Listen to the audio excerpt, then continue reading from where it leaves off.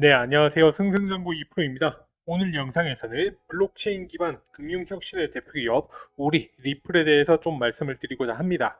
이제 리플이라는 회사는 12년 전부터 이제 일관된 비전을 가지고 이 시장을 개척해 왔습니다. 바로 블록체인은 미래 금융의 인프라가 될 것이다 라는 믿음인데요. 이 신념은 단순한 구호에 그치지 않았습니다. 리플은 이를 실현하기 위해서 크게 두 가지 방향으로 사업을 전개를 해 왔는데요. 해당 부분에 대해서 리플의 사장 이제 모니카 롱이 팟캐스트에 출연을 해서 인터뷰를 한 영상 가지고 와 봤습니다. 앞으로 이제 리플이라는 회사의 미래와 비전을 얘기하는 만큼 귀 기울여서 끝까지 들어보시면 좋을 것 같습니다. Joining us today is Monica Long, the president of Ripple. How are you, Monica? I'm very well, Simon. Happy Friday. Happy Friday, yay indeed. Excited to have you on the show. I didn't realize that you've been at Ripple for 11 and a half years. Has anybody been at a crypto company longer than you? Like this, are you in the Guinness Book of World Records yet? I hope I'm not. I'm surely. Well, our CTO, David Schwartz, he co-invented the ledger, and so he was one of the early employees of Ripple, and he is still with us doing his thing. So I think he's the most tenured guy at the company. I think every now and then sort of prices of crypto tokens move and everybody pays attention again and forgets that this was sort of 10, 12 years in the making a lot of these times. So there's a lot that's happened. Of course, we need to remind listeners that views and opinions of contributors are not necessarily are their own and don't necessarily reflect those of companies they're representing. Nothing we say should be taken as tax, financial, or legal advice. Please do your own research. And with that, why don't we start, Monica, by explaining what is Ripple in 2025? Because you probably get that a lot, but you do a lot these days. So help me understand, what is Ripple today? What is XRP, the ledger? How does all of this separate? Yeah, happy to. So you called out, Ripple's a 12-year-old company. So I haven't been there for the entirety of the time, but, it is one of the OGs in the crypto blockchain space. I would say there's been chapters to the story. So very fair to say in 2025, where are we in the novel? What's been consistent since the very beginning is, and I think that's why this is the reason a lot of us are in this space, is Ripple as a company and team of people, we've always had this foundational belief: blockchain is the future financial rail. It's the thing that's going to modernize the financial system and make lots of activity, transactions of many different things a lot more efficient and will spawn new use cases. So I would say Ripple, present day, we're contributing to that industry-wide vision for the future in two ways. One is a set of software that we provide to primarily financial institutions now. I would say it's enterprise ready though, so it could be beyond that in the future. In this set of infrastructure software, it enables them to tokenize, store, move, and exchange value. And so that includes, our primary use case around payments. We can talk more about that. It includes digital asset custody, and then as kind of a oil to the machine, stablecoin called Ripple USD. The second way in which we contribute to that future is through our continued work on the open source code base of Xrp ledger. So this is a public blockchain. I believe it was the first alt-chain to Bitcoin. I know Litecoin launched within, I think, a couple weeks of Xrp ledger, so I don't know which one was first, but it was definitely the first alt-chain to launch with a novel consensus mechanism because it didn't use proof of work.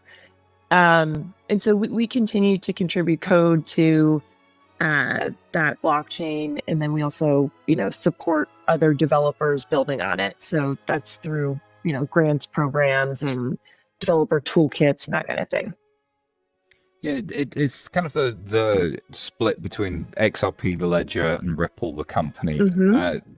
You see a lot of people are probably familiar with the Ethereum Foundation and how it works with the Ethereum ledger, but then also there's consensus and there are many other businesses in that ecosystem. But you also see foundation funds a private business to do some work like you would see with Uniswap. So that model is one that I think is always, people don't necessarily understand that distinction and it's not very clear. So I appreciate you calling that out. Talk to me about, let's double click on each of these: payments, custody, and stables. What is the payments business today and what does it do? So we help primarily licensed payment service providers. That's our main customer. I would say in 2024 and now in 2025, if I were to give you a subsegment of payment companies, we increasingly are serving crypto native companies, so centralized exchanges and other kind of crypto forward fintechs or PSPs. So for them, their need is efficient cross-border transfers. So in some cases, the customer is moving, a stable coin into a certain country, and we provide the exchange into, say, Thai baht, and then the payout into the local account. We started on payments many, many years ago, and you'll remember, Simon. I mean, you were there at the ground level. We were serving large banks, and had a different kind of product that we were bringing to them. So over time, in terms of like payments we facilitated through digital assets, we've now served, $70 billion, I think about 40 million transactions. I really think that this next year will be a huge breakthrough for stablecoin based payments. And we started to see some really interesting market recognition of that opportunity last year. For example, Stripe acquiring Bridge is probably the big moment, but lots of those players, like we're really seeing take up of that use case. When I speak to operators, it's a good friend of mine works over at Sling Money now. She used to work a lot in the African ecosystem, and was saying that Bridge is there, yes, and BVNK and many others sort of providing connectivity, but Ripple's right there. And with Asia Pacific as well. So in this is there a real business, 70 billion of volume, 40 million transactions? It's meaningful. That is a meaningful payments business. And now people have started to come around to the idea of stable coins. But what people forget is what you were saying, which is, yeah, but how do I get out of stable coins into local currency? And what does that connectivity look like into that? Yeah.